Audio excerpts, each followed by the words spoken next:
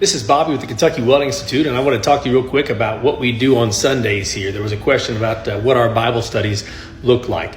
At KWI, we do host Bible studies on Sundays. It starts at 10 a.m. We run for about 45 minutes to an hour.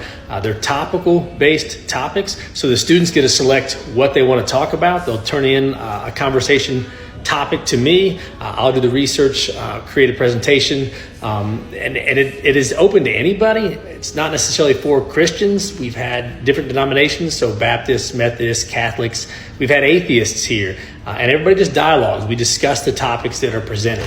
It's very low-key, very casual. You can come and talk and discuss if you want, or you can just sit, watch, and listen. No big deal, no strings attached.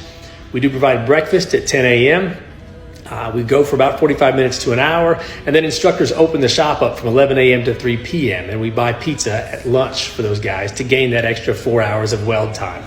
This last Sunday, we talked about, can there be good without God? So we were talking about objective moral truths, like is there an objective morality?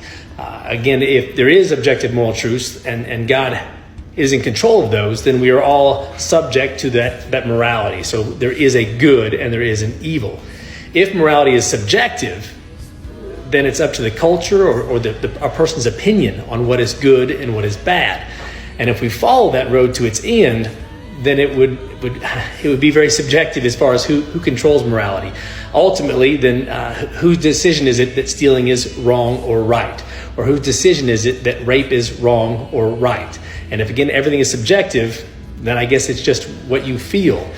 So I'm curious what you all think. Are morals objective or are they subjective? Let me know.